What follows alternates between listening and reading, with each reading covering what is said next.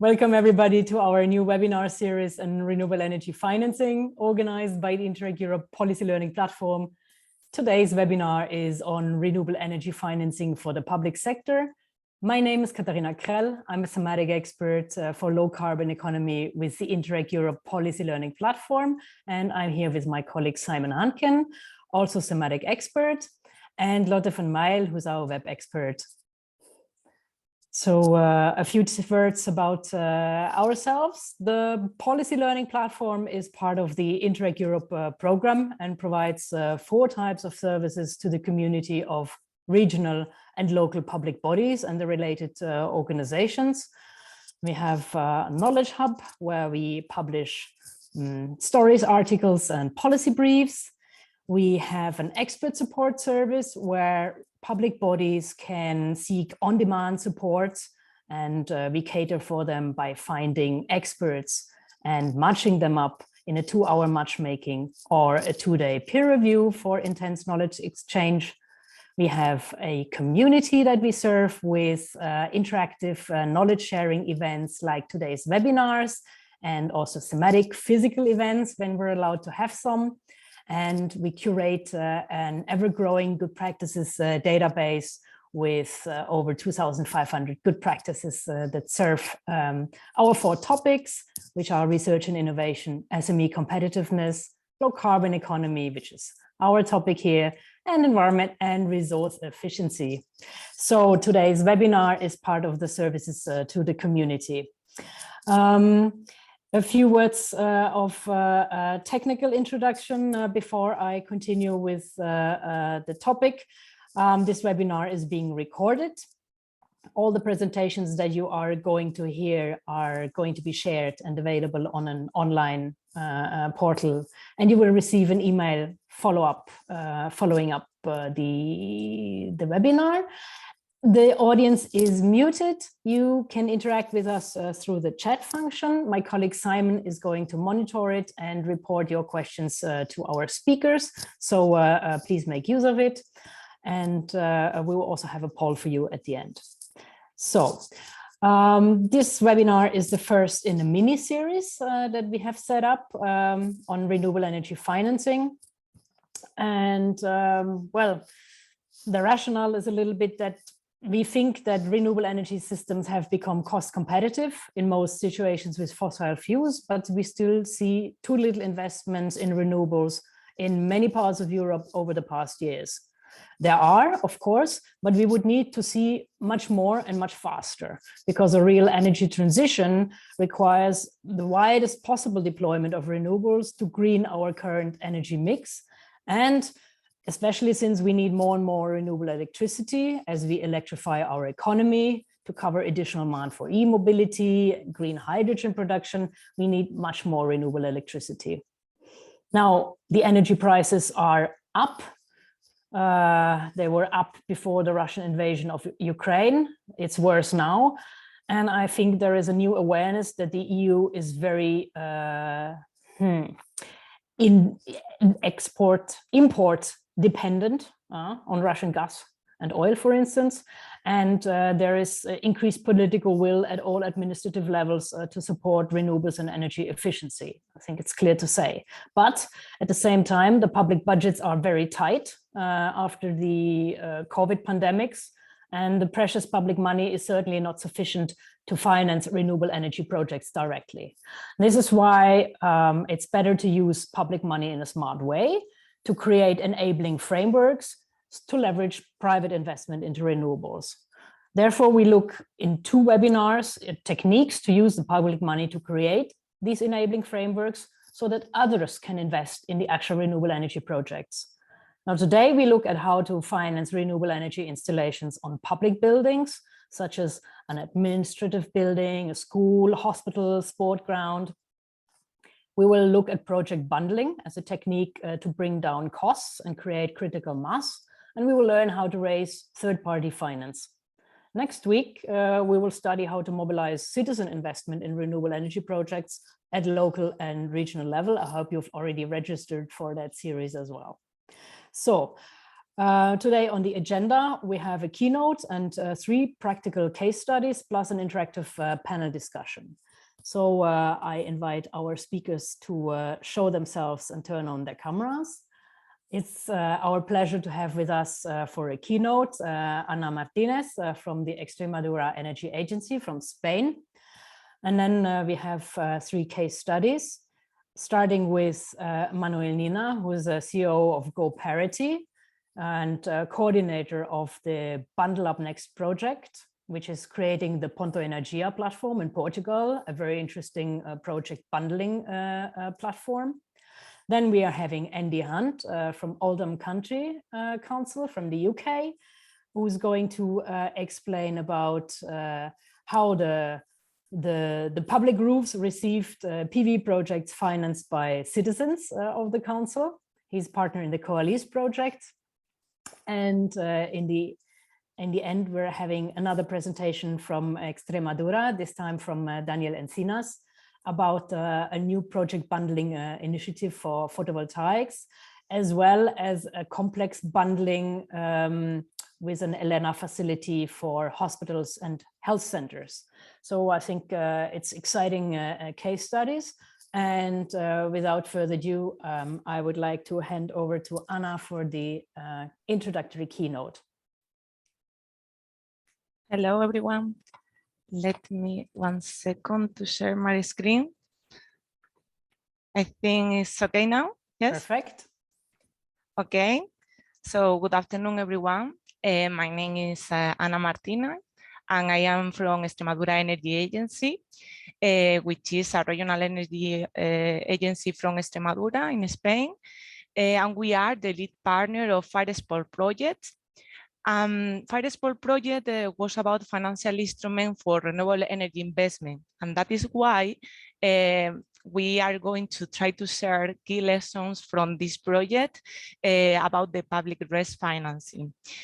First, before starting, I would like to thank the Policy Learning Platform for Interreg Europe the opportunity to be here today, as we really would like to share what we have learned, because that is something that we need to do together, and sharing the learnings from Interreg Europe is always useful.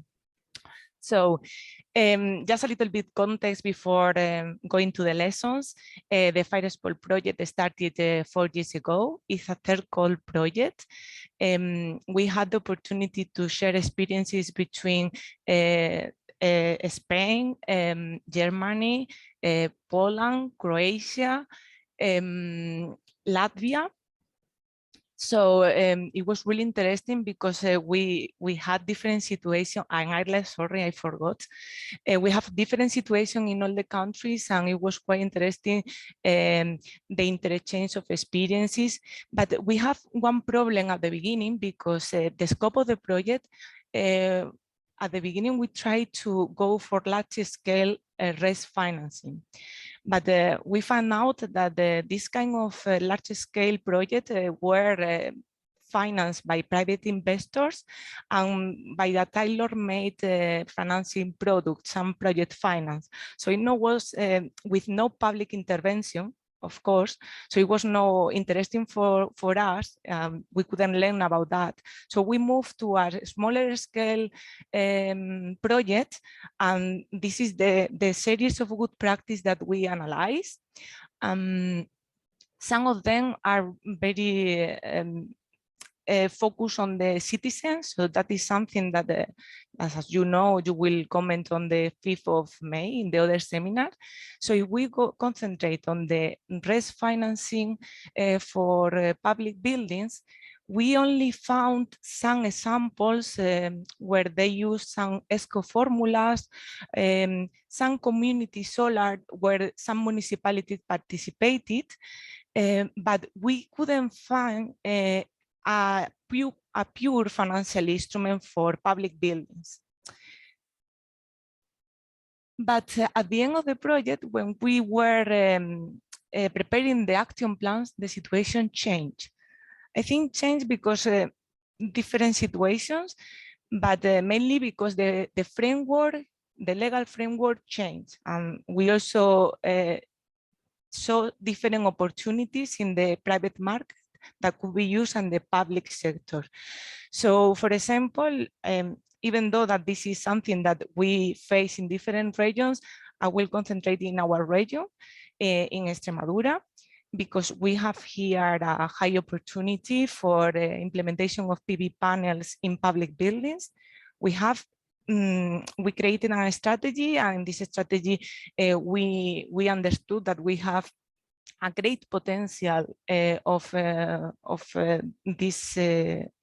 installing PV panels, but also we have a high consumption in this because the public buildings are one of the higher consumers of energy here in Extremadura.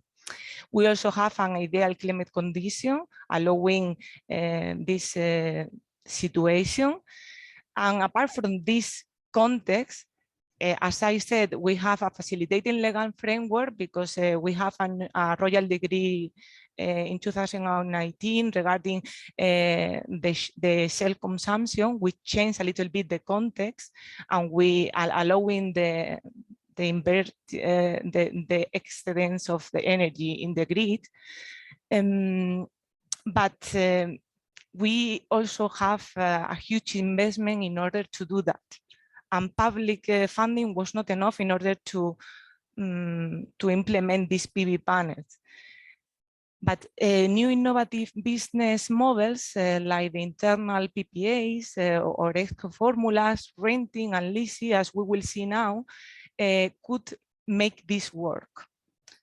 So if we move to the potential financial instrument that we identify and some strategy in order to implement these renewable energy sources in the public sector, we identify several, but I will highlight here some of them.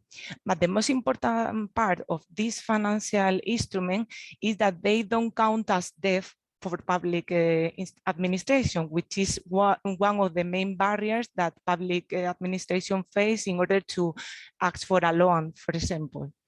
So one of them is the PPA, which is a power purchase agreement. It's an agreement with an energy company, and you pay for the energy generated.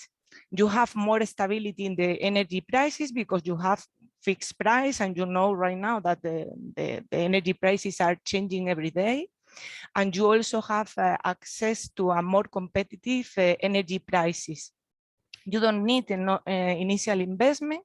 So this is really good for the public administration because you don't need to add anything at the beginning.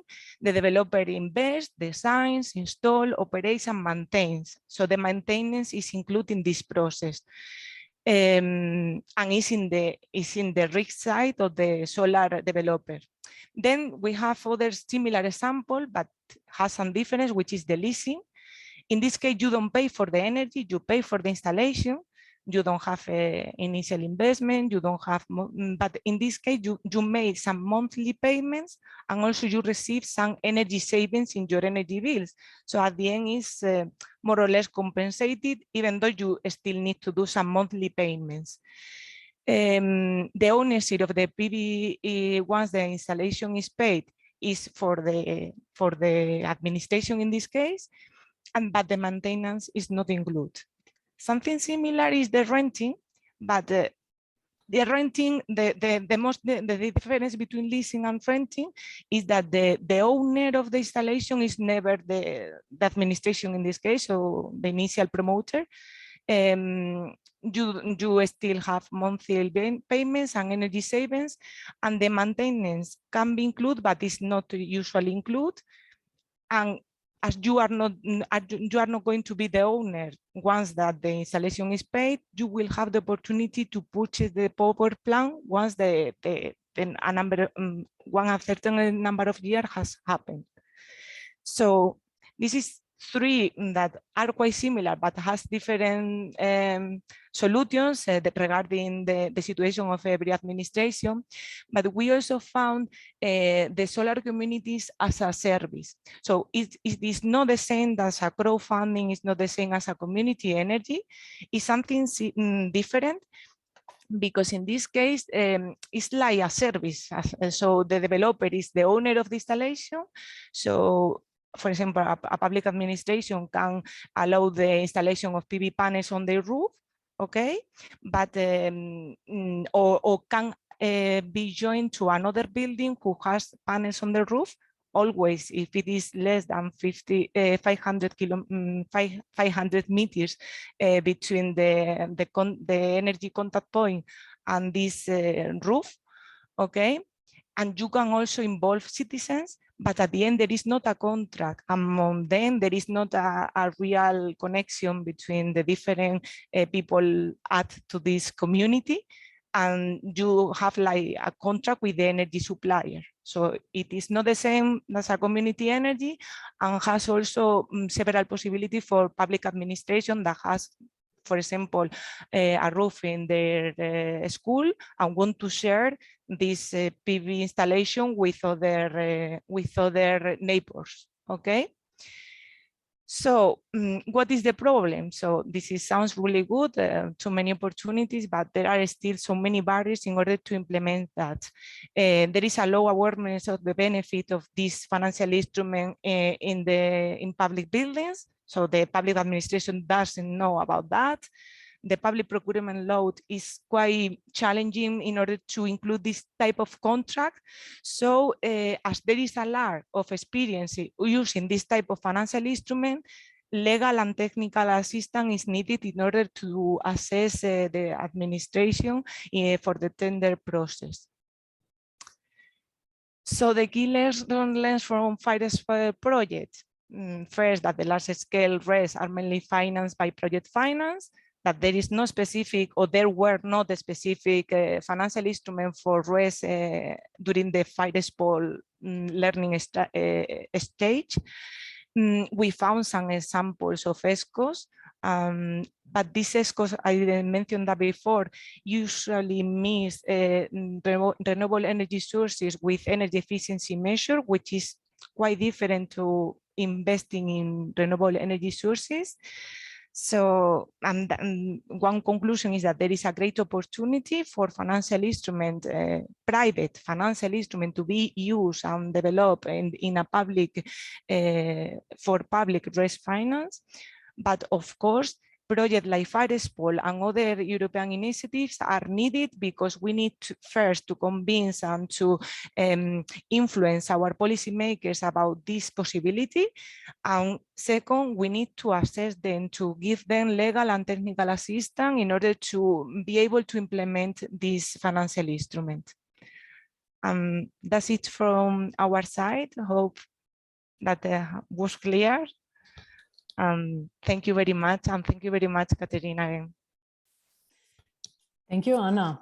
Yes, I think many people are scared when they hear financial instrument. It's already sounding so complicated that they shut down. But we want to show you 3 examples where financial instruments, or let's say some of these techniques that Ana has described, which are not really financial instruments in the sense that we know them from energy efficiency, where these have been deployed. So we have some more complex cases and some more easy cases, so that you see that actually, yes, it's something new and it might be difficult, but it's still doable. You can do some things on your own, and there is also help available for it. So let's go straight away into our case studies. And I am pleased to give the floor to Manuel Nina. I can say that I've been looking all over Europe for mature examples of project bundling, and BundleUp and the Ponto Energia has been the only one that is mature to this level that I have found after days of research. So if you know of any other, tell me, put it in the chat. I'm happy to learn about any other big initiatives, but for the moment, I give the floor to Manuel. Thank you, Katharina, and good afternoon, everyone. I will be presenting the Ponto Energia BundleUp project. I'll just share my screen. Good. So just starting the counter. So BundleUp and now BundleUp Next are 2 projects actually, that one was funded after the other because of the success it had in Portugal. BundleUp ran from 2018 to 2021, and then last year we began with the next, being this a continuation of the project. And so the objective was to create Portugal's one-stop shop for sustainable energy projects.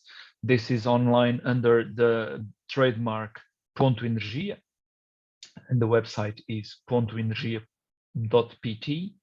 It is mostly in Portuguese, but we do have a final report in English with the best cases, success cases that you can download in the website.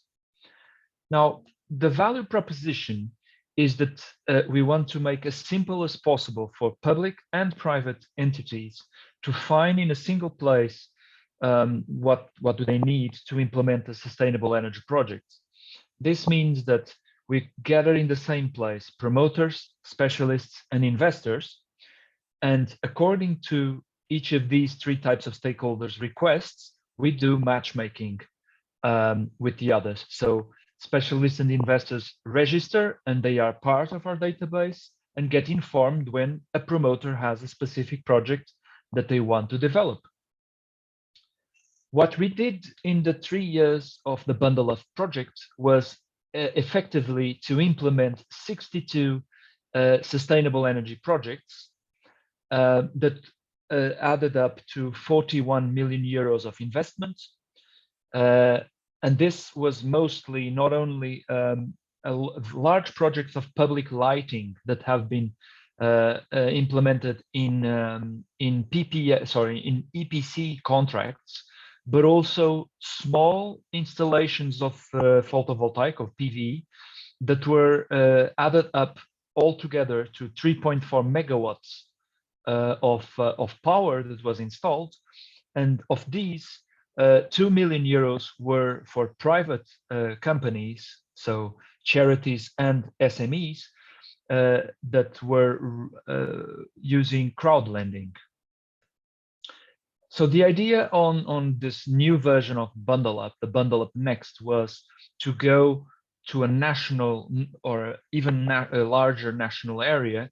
So we got as partners the ADEN, which is the energy agency at national level, and they support the central administration.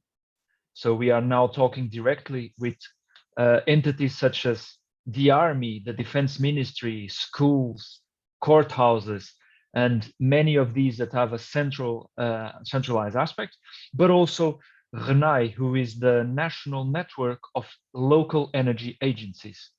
So in a sense, we capture both the central and the local authorities and support them. And the third partner, other than the coordinator, which is COALESCCE, is SRS lawyers. They are one of the top tier lawyer firms in Portugal, and they are very specialized in public law. So they are here to help all the problems that have shown up with EPCs, PPCs, local tenders, all those things. As for COALESCCE, we are a crowd lending platform, so we provide loans from the crowd. So the idea was that there were projects that were hard to finance. Some of them did not have the scale to reach financing, and there were a lot of bureaucracies that scared away public authorities into signing these kind of contracts. And we covered the traditional, so when we say sustainable energy, we do public lighting with LED, solar thermal, internal lighting with LED, building envelope and efficiency, self-consumption through PV, but now also in BundleUp Next, we are mandated to support electric mobility. So what were the constraints that we actually found in the municipalities? Of course, sometimes the lack of technical skills to understand the savings, but also the lack of awareness of top management and technical bodies of the potential for environmental and economic benefits, but also the lack of awareness of co-benefits, such as increase in health, productivity, or even a very interesting example in Portugal is that we have still a lot of roofs made out of a material that includes asbestos, and there's a national mandate that this needs to be removed. And we have found out a very interesting solution where you do both the retrofit of the roof, but also you add PV panels, and therefore you make the whole operation have a better return on investment. And also, of course, legal. And legal has been, of course, for the public sector, the biggest area where we have worked, mostly because of the EPC particularities. This has been accompanied with a national mandate from the government to try and support central and local authorities in going for these EPC contracts that we have established.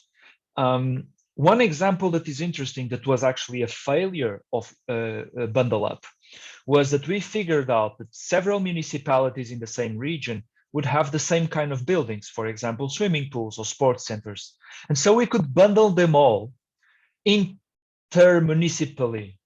But the problem was that there is in the Portuguese law a specific clause for collective and solidary responsibility. This means that actually, if one of the municipalities stopped paying the loan, all the others would have to support the non-payers one.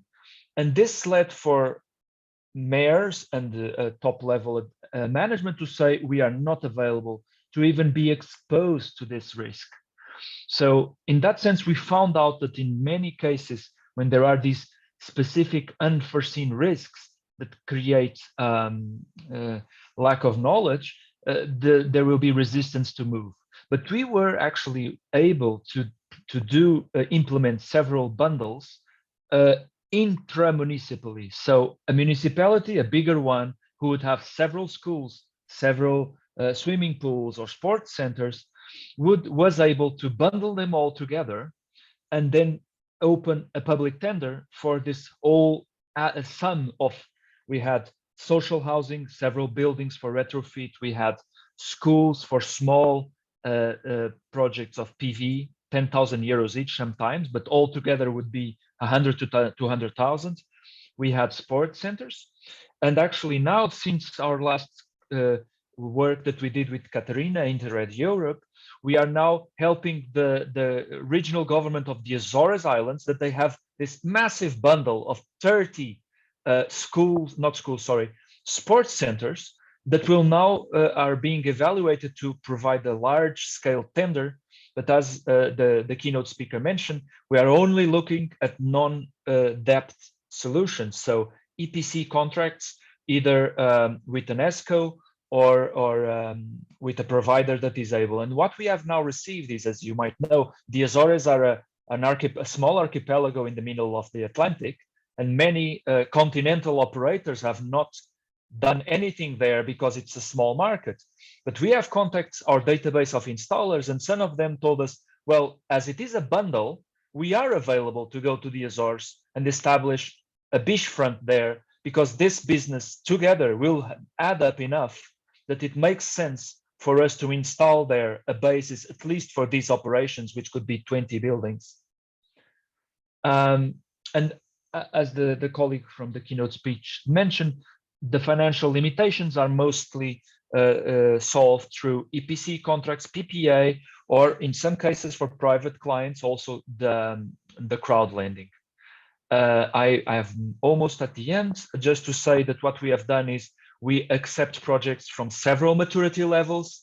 It just depends on how the project is. We make it with different technical or legal supporters, and this is the scale we've developed. And as I've mentioned, we have done the financing with sometimes with ERDF funds and RRP funds, but also mostly focusing more and more with private actors that want to take up these possibilities. And that's it for a short. Thank you. Thank you, Manuel. So happy to hear this is going on with the Azores. Wow. Great. Yes, thank you for illustrating what it means to bundle and what impact it can have. So let's talk a little bit about these third-party investors. Like, who are they? What are their expectations on return and time frame? Good. So what we have seen in the Portuguese market is that there are several players that over the last 3 years were able, in one hand, to finance themselves, sometimes with European funds. For example, the European Energy Efficiency Fund has been supporting some of these ESCOs when the projects they are developing cover relevant investments in municipal level. So we have seen this, for example, for public lighting, that although these projects have returns on investment of about 2 years, they have funded themselves with through the European Energy Efficiency Fund.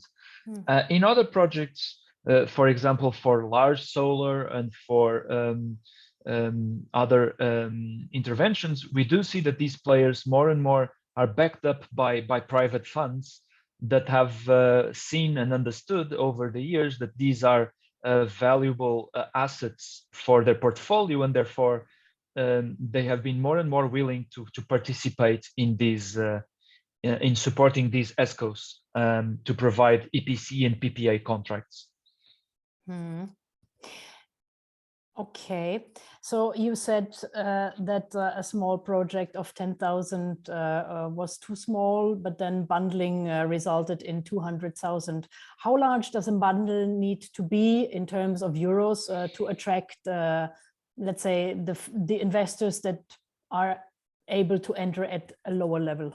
So we've seen that actually with the simplification of some tendering procedures, some usual installers of solar panels have themselves transformed into becoming also ESCOs for smaller projects. So in a sense, and we feel that a lot, and we see that a lot in GoParity, because we have ESCOs coming to us with this kind of bundled projects, but for example, 100,000, 150,000 euros. So they end up funding themselves to be able to go as low as these costs, as I've mentioned, 100,000 or 75,000, because in the end, there are just simply different sizes of players that operate at different levels, but in the way there is not a minimum size, less than, I don't know, 50,000 and 75,000, because there has been developing a market for different scales of ESCOs. And so I would say some of them will like, you know, like fish and different size of fish, right? Small fish will bite the 100,000 to 500,000.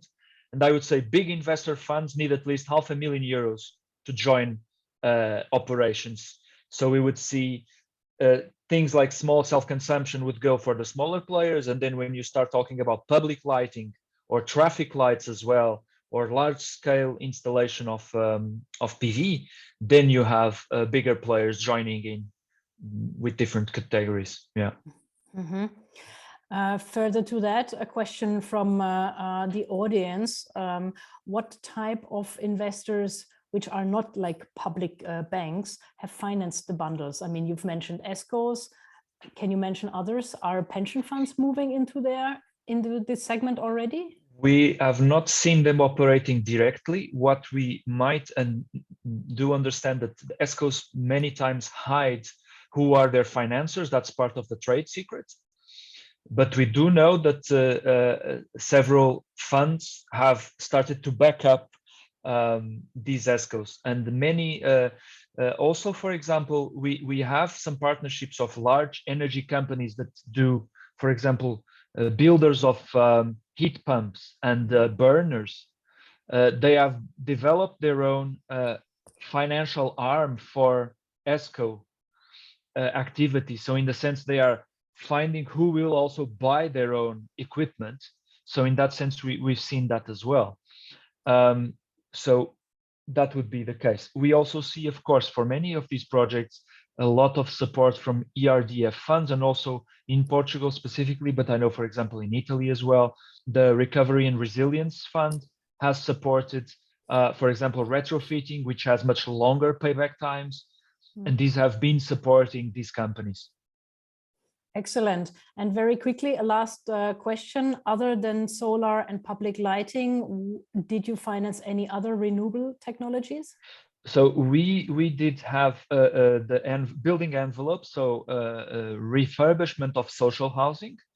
And we actually have now in BundleUp Next, we are seeing several municipalities acquiring electric buses. So they are transforming their fleets that they use for, you know, transporting football teams and charity users, etc. And then now they are acquiring electric buses through these kinds of PDA projects like ours. Very interesting. Thank you very much. Very impressive. Everybody has the contact details. On the website, there is not as much as you could have heard out of this presentation. So if you want to connect to Manuel, do it directly or send us an email and we will help. Thank you, Manuel. Let's move to a less complex and maybe very attractive example through its relative simplicity. I always think simple is good. And okay, maybe we'll find this already not simple, but in terms of external financing, I think this is a rather straightforward case. Andy, tell us how you managed to get your PV projects financed on your public buildings.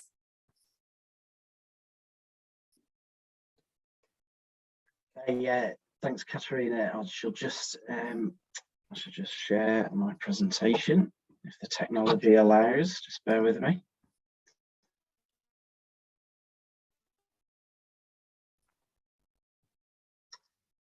Okay, just 1 second.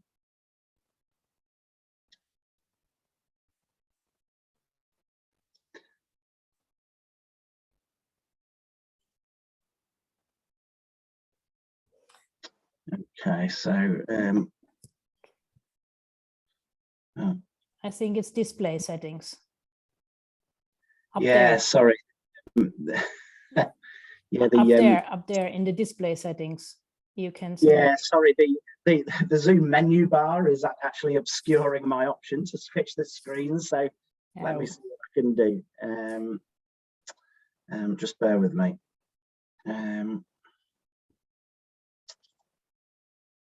Okay, here we go. Yes, is that full screen now? Right. Yes, okay. That's good. Go ahead. Yes. Right. Well, thanks very much, Katharina. My name's Andrew Hunt. I work for Oldham Council, which is one of 10 local authorities in Greater Manchester in the UK. We are the lead partner for an Interreg Europe project called COALESCCE, which is about community energy. So I'm here today to talk about one of the COALESCCE good practice examples, which is called Oldham Community Power, which is based in Oldham. So can you see the next slide? Okay. Yeah. Okay. COALESCCE, it stands for Community Owned and Led Energy for Security, Climate Change and Employment. And I think in next week's session, there'll be a lot more about citizen energy, but this is a specific example today where citizen energy can help support renewable energy on public buildings. But the principles behind community energy, as we call it for short, is that community energy can secure benefits over and above simple carbon emissions reduction, and in fact can secure benefits that more straightforward investments can't. First of all, community energy keeps the financial benefits of renewable energy generation in the local community, and it uses a circular economic model, which I'll come on to in a second. And that contributes to the security aspect of it. So, you know, the thinking is that community-owned energy can bring more energy security and remove the need, for example, remove the dependence on, say, a single external supplier of gas, for example, which is quite topical, of course. A second benefit is that residents, the members of the community who own the renewable energy generation, can gain knowledge and experience and confidence in running a renewable energy business. So that, you know, this knowledge is very valuable, obviously, in the growing low carbon economic sector, and can help residents to actually gain employment in this sector and training. So, you know, this is a benefit that's secured, that can't be secured by the council just investing itself. The value of volunteer time can be realised. So a lot of these community groups put in a lot of volunteer time, and of course that adds value to the renewable energy that's generated, and it adds value to the project as a whole. And of course, as we've just talked about, the benefit of that extra volunteer value is retained in the local community. And last but not least, local contractors can be selected for installation and maintenance work. So the community group can choose who they get to do the solar panel installation and maintenance. And this speaks to the employment and economy aspect of COALESCCE. So there's a particular example here. There's a particular situation where community energy is perfect for public buildings, which is what we're here to talk about today. And this speaks to the climate change aspect. So Katharina mentioned in her introduction that we need to maximise the amount of renewable energy being installed, and sometimes more commercial models of investment miss some of the smaller opportunities. Now we've got a situation with schools and other community buildings where the local authority owns the building, but any energy reduction works on the building, such as renewable energy, benefit the building occupier. So the school, which occupies the school building, or the community group occupying the community centre, they will get the reduced bills of any investment in renewable energy. Now, this means that there's no business case for the local authority to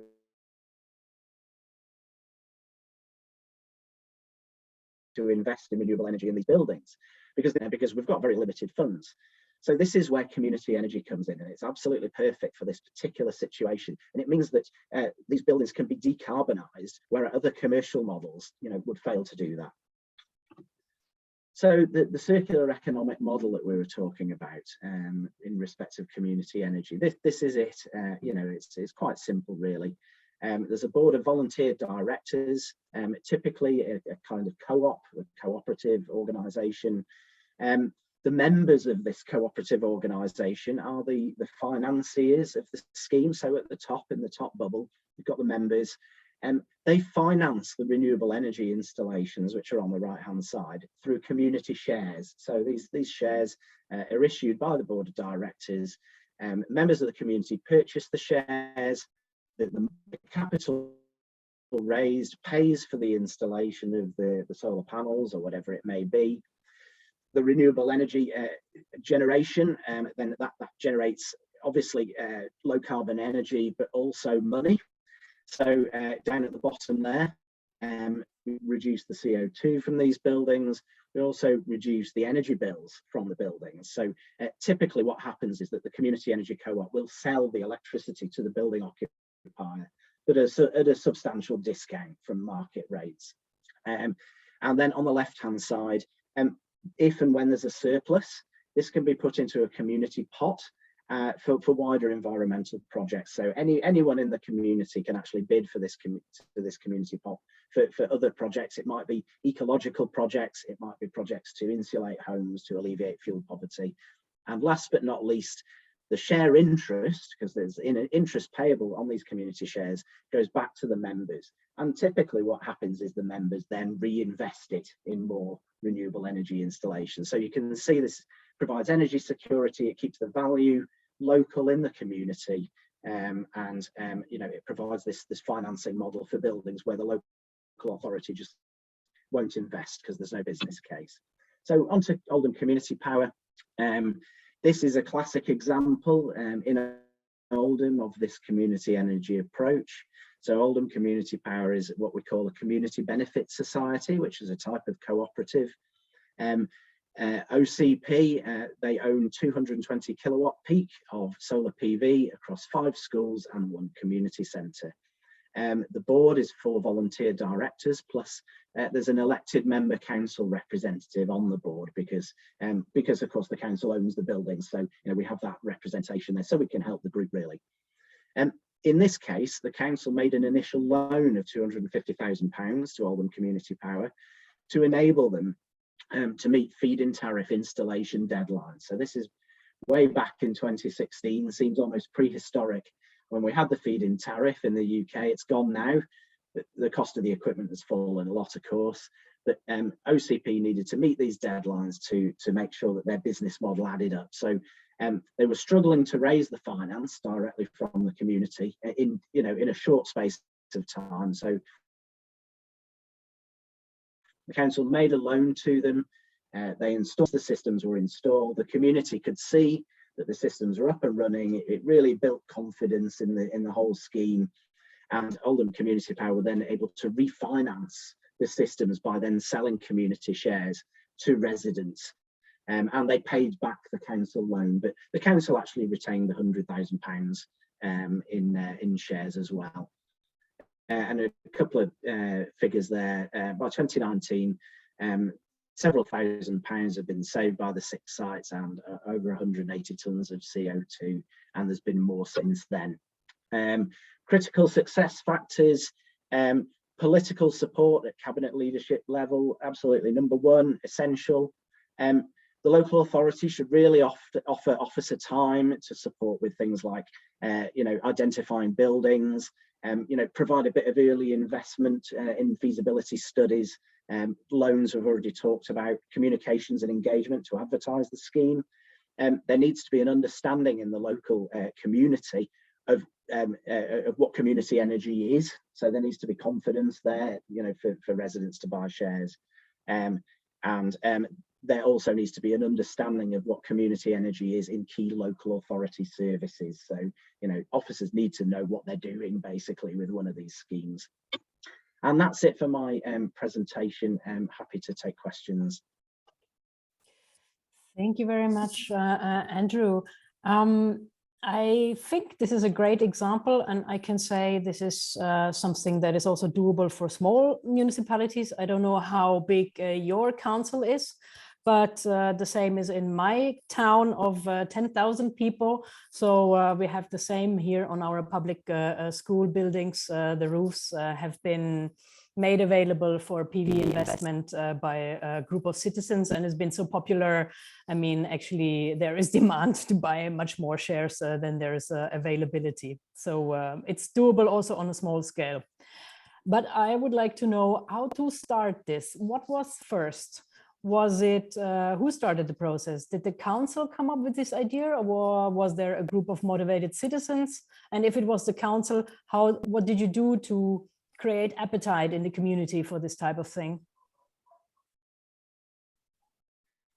So first of all, a lot of these schemes in the UK are initiated by the community. However, in this case, it was actually initiated by the council. We were looking at ways to decarbonise our buildings, and we were looking at council investment in renewable energy systems, but we discovered this situation where we couldn't invest in these schools for this particular reason. So it came out of that. We heard about community energy examples from across the UK, and we put out an advertisement. So we invited residents to come forward and form a community energy group for the council. So it was if we say 6 of one and half a dozen of the other. It was half and half, really. It was the council wanted to install renewable energy, but it took our residents coming forward and volunteering to work with us to actually put the scheme together. All right. Simon, there is a question from the floor for Andy. Yep. Hi, Andy. Thanks a lot for your presentation. So we've had a question coming from Rose. She's asking, did you undertake any capacity building activities for local authority staff as part of this project?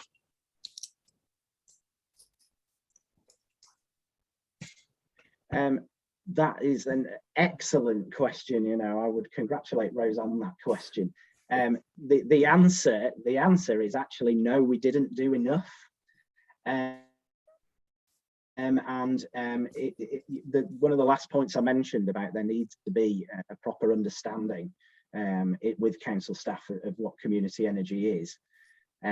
It's critical, and we did have a lot of problems during the scheme, during the installations, where council officers, they didn't understand what the community energy group was trying to do, and the community group were treated often as adversaries. in terms of like negotiating the lease and you know, this sort of thing. And they were almost treated as a big commercial, as they might treat a big commercial organisation. And the council, some of the council services kind of played hardball with them, which was completely inappropriate. So this is one of our big lessons that we learned out of it. And actually, we should have done much more capacity building and briefing of, you know, legal, property, and these other key services before we actually went ahead with the scheme. And I think part of that was because we were chasing feed-in tariff dead time. But you know, I'd say that's something that we didn't do. But I would urge anybody that's thinking of doing this to do that. So well done, Rose. Excellent question. Thank you very much. Thank you, Simon and Drew. I would like to hand over now to Daniel for our last case study, back to Extremadura. You have 2 cases actually in your presentation. Let's hear about them. Okay, thank you very much, Katharina. I'm going to share my screen. I think it's okay. Can you see it? Yes, but yes, put it full screen. Okay. Now it's good. I think now it's good. So thank you very much, Katharina and Interred for inviting us to this meeting. I'm going to present you our experience as a regional agency with financing public buildings in Extremadura. We are starting now with this process. And I'm going to tell you about our experience, how was the process until we get to these new models of financing. The background of everything was this is the regional strategy for energy efficiency in public buildings. In 2018, the regional government, together with our regional agency, planned this regional strategy for energy efficiency in the public buildings, and it was detected, which was obvious, that they have a very big opportunities for saving energy and implementing renewable energies. We are talking about 18% of energy savings in the envelope, 15% of energy savings possibilities in the installations, in the energy installations, and a share of about 30% of possibilities of implementation of renewable energies in the buildings. This is a very good news, but the bad news is that only for the implementation of renewable energy, we needed about 25 million euros to do that. So this is not a very good news for our region, which is a very it's a big region in terms of extension, but with a very low population, and this budget is huge for the regional administration. So we were involved in this FIRESPOL project of the Interreg Europe call. My colleague Ana was talking before about this project, and this project gave us the opportunity to identify a lot of good practices and other financing models for this kind of installations in public buildings, together with the report of self-assessment report that we did in this project. We achieved the identification of several financial models that could be helping us for implementing these renewable energies in our buildings. I think that Ana was talking about this before. We identified several new financial models. Well, they are not so new, but it's something new for the regional administration.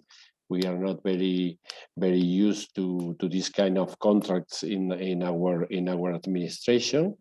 Leasing contracts, renting contracts, PPA contracts, and of course the energy community as a service, which are very interesting for financing not only renewable energies in buildings, but also all kind of activities related with energy efficiency in public buildings. What are the advantages of these contracts for us? It's very important that they have a big stability in the energy prices. In some cases, for example, in PPA projects, nowadays it's very important for our public administration to have a stable energy price. On the other hand, they give us the opportunity to have production of renewable energy, of course. And they don't need an initial investment because they have to be managed like a service, which is a completely different focus than the one that they were used to, because they always make procurement for building installations and these kind of things, and this they have to change their minds to tender this kind of contracts. And also, well, Ana was explaining that we have some different views in this kind of contracts. You have leasing and renting, where you are paying for the use of the installation. In some cases, the maintenance and operation of the plants are on the side of the contractor, and in other cases are in the side of the client. And in the PPA contracts, you are paying mainly for the energy, and the maintenance risk is on the side of the solar development. So all of these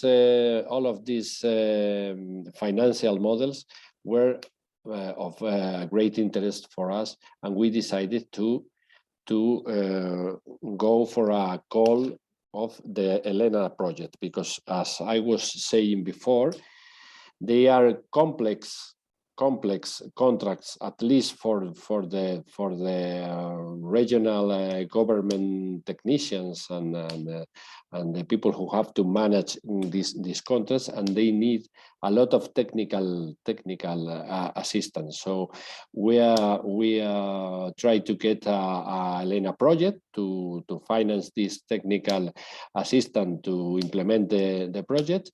And at the end, it was the project was awarded at the end of last year. So we are starting now the implementation of this contract. This is a scheme of what we want to do in our region. We are going to have two kinds of buildings in this project. One of them are hospitals and care centers, which have a very big, very intense use. So huge energy consumption, and we are going to try to implement ESCO contracts in these buildings, bundling the buildings for those contracts, and trying to make at least 5 ESCO contracts for hospitals and 20 ESCO contracts for the care centers. They are about 54 buildings in total. And on the other hand, we have lower energy consumption buildings like health centers and educational centers. We have about 170 buildings that we want to implement these PPA contracts, leasing or renting contracts for these mainly PV plants in these buildings. And we want to implement at least 15 contracts for RES implementation, also by bundling the buildings to make these contracts. So, well, this is the new of the award of these projects, and the investment that we want to make in the public buildings through these new financial models. And that's all from my part. If you have any question, I wanted to be very, very brief. I don't know if it was very, very, very fast, but that's all from my part. Thank you very much. Thank you, Daniel. I think if you manage to implement that as planned, you will create a huge impact. I mean, this is a huge amount of public buildings that are going to be served by these new installations. This is going to be a real game changer. Did you check if other regions in Spain have used this instrument? Or are you a front runner? I know that several regions in Spain have ESCO contracts in hospitals mainly, but I don't know if they are working in PPA contracts, for example, for renewable energy installations. Probably some of them are doing something like that, but I don't have the data. Yeah, I've seen individual ESCOs for individual buildings, but the way that you bundle them here and that you use ELENA, the facility from the European Investment Bank for Technical Assistance, is very good. And I want to ask you a little bit, I mean, this ELENA, it sounds very complicated. Is it difficult to access this, and would you recommend it to use it to other regions? Maybe we can share the link on the ELENA facility. It's an excellent, you explain a little bit more what the ELENA does maybe. Well, well, I think that especially for a public administration, it's a very, very good instrument to have this technical assistance. The ELENA instrument gives you the money, the finance to make all the technical assistance that many times is needed in the public administration, because this kind of contracts or this kind of projects need very, very specialized technicians, people that have a lot of knowledge about this. And with the ELENA instrument, you can hire people specialized in that, or make subcontratation with other companies or whatever. So it's very good, especially in my opinion, for the public administration. We already have one ELENA project before this one, and this one was the regional government who went to the call with our assistance, but it was they who request for the ELENA project, and in the two cases, I have to say that this. Well, it's true that you need a lot of information about what you want to do. You have to have your very clear ideas about what you want to do and how you are going to do it. But I have to say also that the technicians of the European Investment Bank give you a lot of help to write the proposal. And that if you have a very clear idea and you have the data, it's not so difficult. It's a lot of work, but it's not very complicated. It's more a question of having the data and what do you want to achieve with that. Thank you for this appreciation. I think ELENA is an excellent tool, and can only warmly recommend municipalities and regions and agencies to look into it. Okay, no question from the floor for you, which means it is time for us to turn to our panel discussion. And for that, please, all the speakers turn on their cameras again. And for the audience, don't hesitate to use the chat if you have further questions on the topic. I would like to kick off the discussion with the question, how important is the bundling to bring down the cost? And how important is building the critical mass for attracting investors? So I think Manuel and Daniel certainly have something to say about that, and maybe Andy as well. So who wants to go first? Well, I can. You want to go first, Manuel? Go ahead, Daniel, go ahead. Well, we don't have a big experience in that. Of course, Manuel for sure will have more experience in this issue. But in our experience, we were talking with companies, with providers of this kind of contracts before doing our proposal, and for them, in many cases, it's very important to have a size for the contracts in order to reduce cost, and especially in maintenance and so on. So I think that bundling is very important to try to reduce the cost. In our case, also. The bundling has to do also with the territory. Our territory is very big, so we have a lot of buildings, very in many places. So how you do these groups of buildings and these bundlings of projects is very important also for that. Well, our experience when we started the BundleUp project was that we would really need to look for the bundling to make sure the projects were viable. And what we have come to understand is that, as I've mentioned, these different sizes of ESCO companies have now differentiated themselves, and some are available to enter in the areas where these projects are really actually small. So in a sense, bundling creates economies of scale and brings also international players in the tendering process when you start getting bigger and bigger scales. But at the same time, it introduces a bit of complexity in the legal procedures. So it's a bit of finding the equilibrium between assets, but I would say that bundling for public authorities is always more appealing, for sure. Okay, Andy, in your case, there was also a certain, I mean, there were a couple of buildings, right, that you bundled together.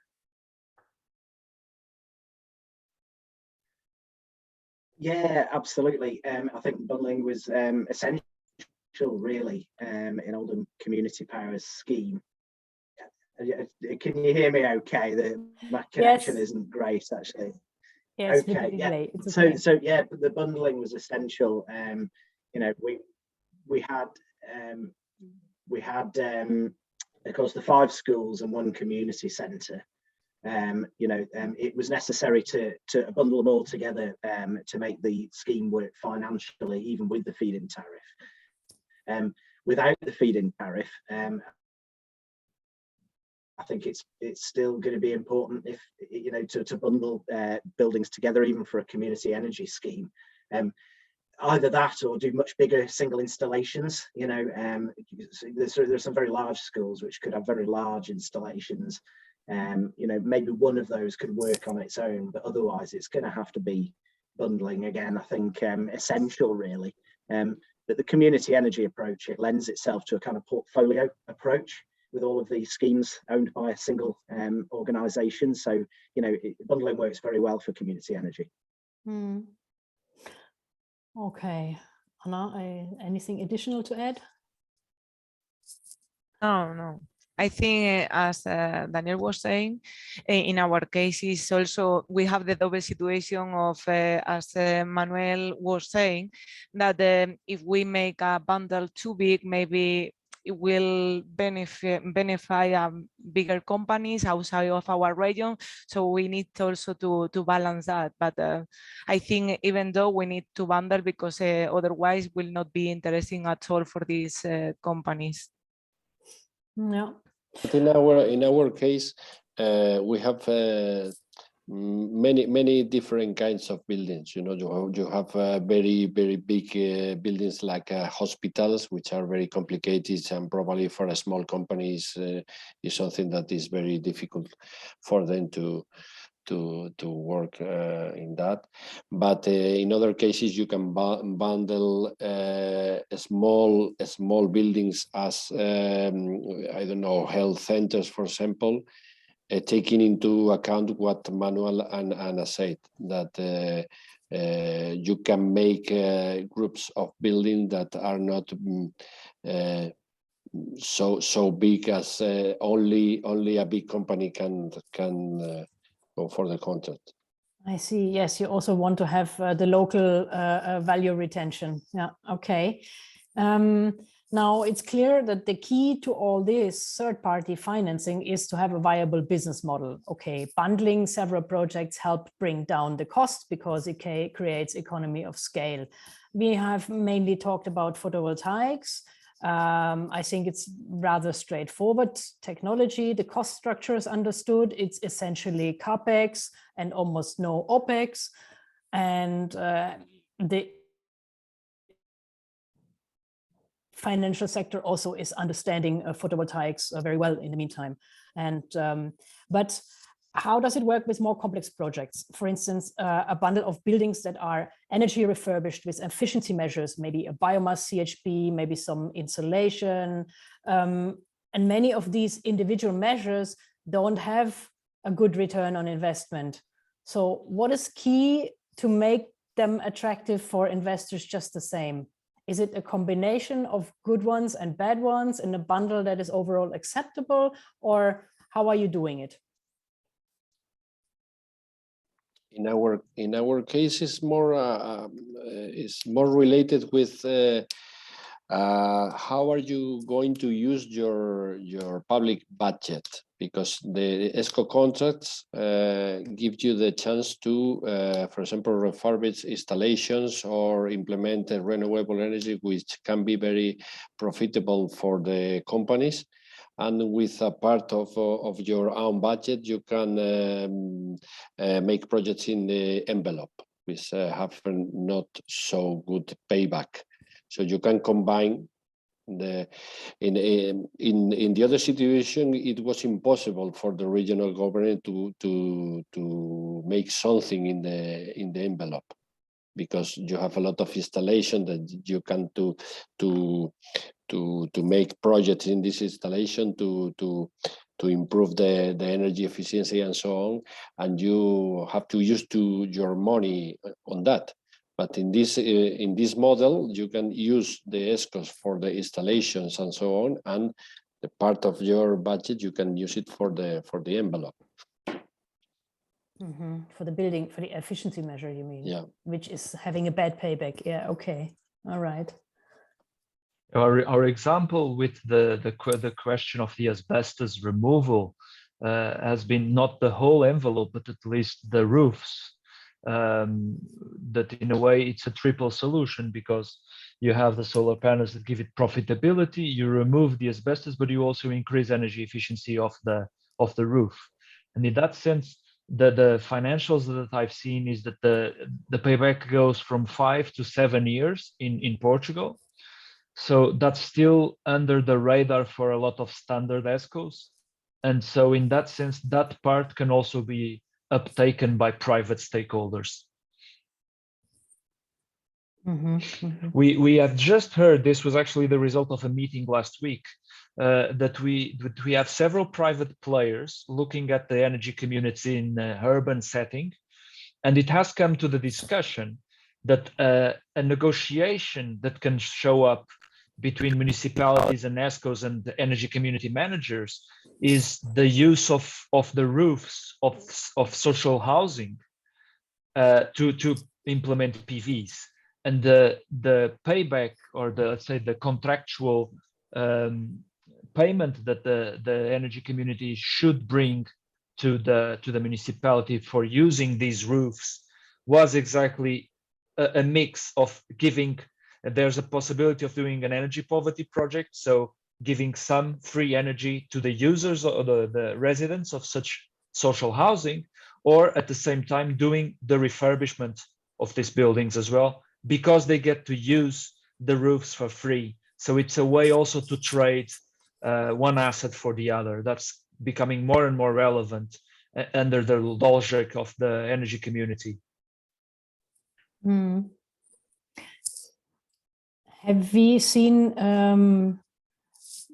spaces that are independent of buildings? I mean, that are kind of rented out for photovoltaic projects for such bundling, or are you always seeing PV related to a building? I mean, rooftop.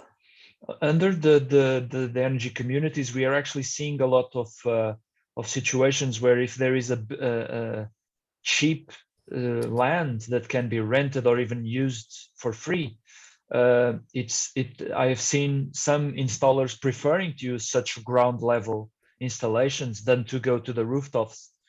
So yeah, I think so. We saw also some examples of a community, solar community as a service, that were down in a public space, in a public land, because there was a protective area where it was not possible. Maybe it was an old city town and it was not possible to use the roof in order to install the PV panels. So they use some kind of land very close to the city center, 500 meters to the neighbors. Okay, I am talking about very small towns, and it was used like that. So it is also quite interesting that it was a mixed use, because I think they have a land. I don't remember the case, Danny. I don't know if it is. It was like close to a football space, something like that. And the neighbors were happy about that, because it was not on top of their old city. So it is kind of a solution in this context. So I don't know, the audience is being very, very silent. Let's wake them up with a little poll, and let's hear a bit if they want to learn more about renewable energy, third-party financing, project bundling and technical assistance, or if you've already learned enough. So you can, it's a multiple choice. I've learned enough. I want to see who's saying I've learned enough. Or you could say, I'm interested in a policy brief, that is us writing up a 15-pager with the best insight on the topic. There's also the possibility to say that you're interested in a 2-day peer review. You know, the peer reviews are our on-demand services, so a public body can ask for this, and we will find experts and come to your region and maybe help you set up your third-party financing project, at least the basic of it. Or would you like to get in contact with the European Investment Bank's ELENA facility? We have some contacts there and can facilitate the access. Okay, so I see that most of you are interested in a policy brief. That's 64%. Some are interested in a peer review, 23%. 18% would like to get in touch with the EIB. And 2 have already learned enough. So very good. Thank you. Thank you. Thank you for seeing the poll. Let's stop sharing this and close it. And well, maybe this brings us to our final question round. I would like to invite each of the panelists to say, what is your takeaway lesson, and what is your recommendation to public bodies that want to start looking into some bundling to get access to some third-party financing. So let's go in the order of appearance. Anna, you go first. Okay, so well, my learning, I have as already said, is that the financial instrument has a huge potential to be implemented in public buildings. Public money need to be increased, so we need to increase the leverage of public money, because otherwise we are going to, the money is not free. So, but anyway, what I think is important also in the private sector is that the PV panels are, they are already, so the payback period is very short. So it's so you maybe don't really need a financial instrument in order to do it. But the case of public buildings is that you don't have the initial investment.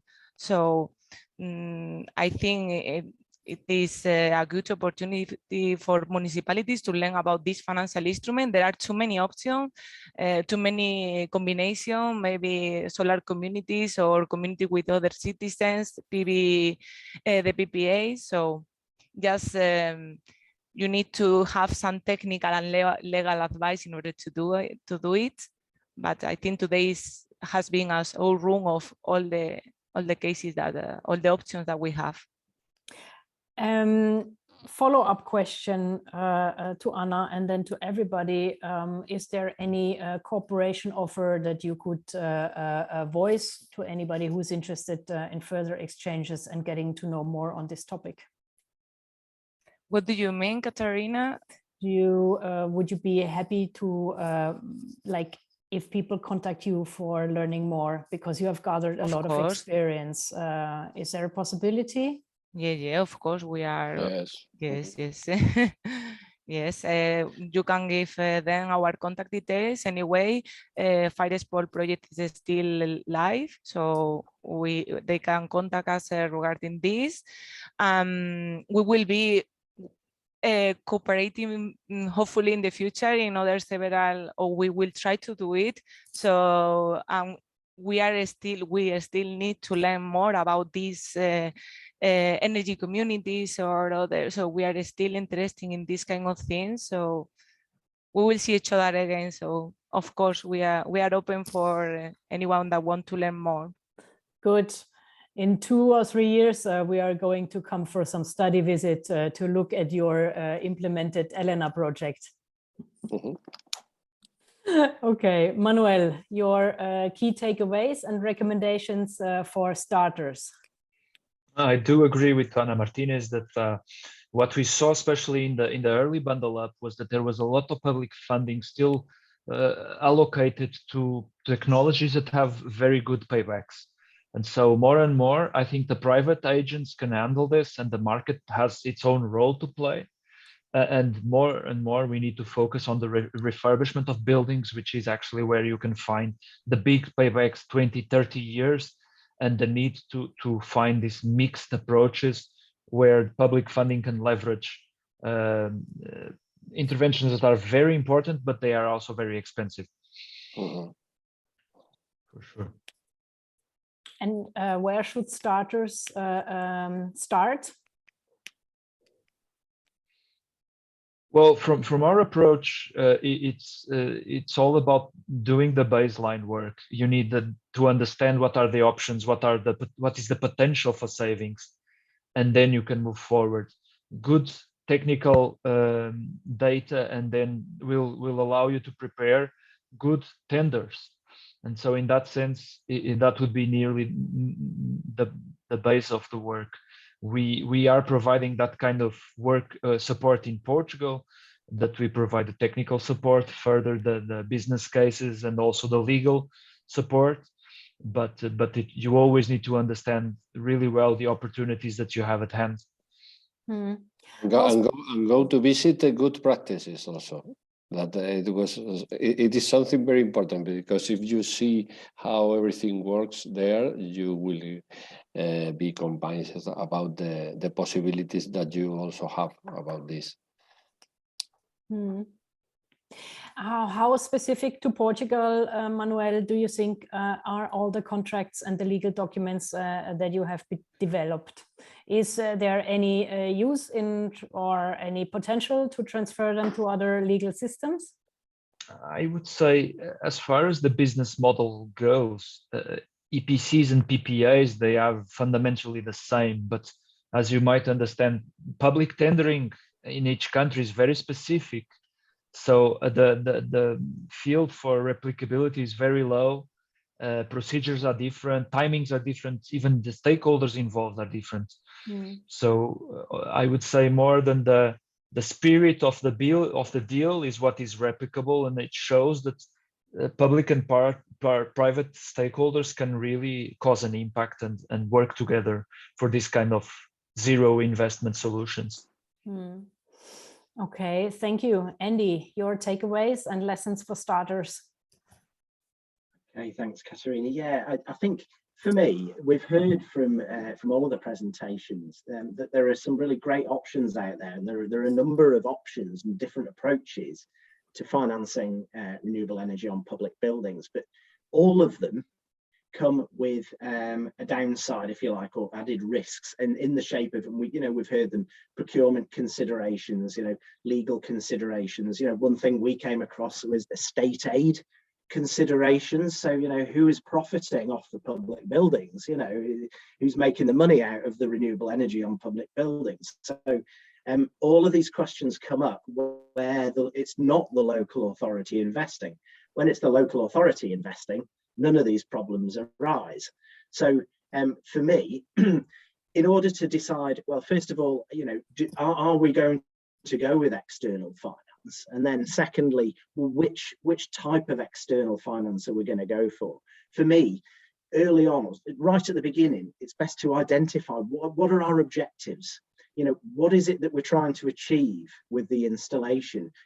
If we're trying to achieve like scale, if we're going for, a maximum impact, the biggest scale, then, we'd probably look to work more with the private sector or with an ESCO, or, an arrangement like that, a big commercial arrangement, where it would be very much worth putting in all the costs of the legal and the negotiations and all the rest of it. That would be one route. If our objectives are things like community wealth building, as we call it, keeping the value local, educating the community, engaging the community on climate change. If those are the objectives, then we would maybe go with, a community energy approach. So I think that's my view of it. It's like when you go for external finance, you're signing up to these other considerations. So in order to make it worth it, we need to have our objectives identified very, very early on. So that's what I would say. Yeah, that's nice in complementing the other recommendations. Thank you, Andrew. And Daniel, last? Well, I'm quite in line with my colleagues here. I think that at least the public administration have a lot of opportunities with this kind of financing, especially when you combine it with your own funds to try to make a comprehensive rehabilitation of buildings or big projects like that. Is very interesting. They are complicated for a public administration, but we have the instruments like ELENA facility to implement that. And it's more like a new culture for financing projects, energy projects in the public administration. But I think that in the midterm will be very, very, very, very common to have these contracts in the administrations. And how to start? I agree with Manuel. The first step is to know all your buildings and collect all the data from your buildings and make some numbers. And when you make the numbers, you see that this is an opportunity. Thank you. Yes, you mentioned it's a trend, it's new, but it is probably the future. I mean, we can clearly say over the years, you see different practices coming to our attention. 10 years ago, many practices consisted in using public money to do a demonstration building. to demonstrate the technical feasibility with your own money on a building level for energy efficiency, for different types of renewables, later for a combination of both. Then we moved from one building to several buildings, but it was still using the public money to do it. And we've been looking for business models all the time. So now I think also with the costs coming down for renewables, and we have to face it, the cost going up for energy, conventional energy, this is improving the business case. And now we finally see the business cases emerging that we have been so long waiting for. So I think it definitely is the step forward. And I mean, the high energy prices, they cause energy poverty even in fringes of the population where energy poverty was not, let's say, an issue. And I think we also have to see this in this perspective, that it can help alleviate the pressure of these very high energy bills if energy for self-consumption is available. Okay, now we're talking for public buildings. Maybe this is not energy poverty alleviation, but in general. And this is maybe the time for me to announce our next week's webinar, where we will talk about how to mobilize citizen investment into renewables, not for public buildings and public assets, but in general. And here we will hear much more about community energy, but also techniques to use the public money to prepare the projects or to prepare the spaces or the legal framework. So I hope to see you back. And it is time to thank today's speakers for your excellent contributions. I enjoyed it a lot. I hope the audience has as well. Take our feedback survey to tell us if you liked it and if you want new topics to be covered. If you have any ideas, we're always open to community feedback. Thank you very much and see you next week. Bye-bye.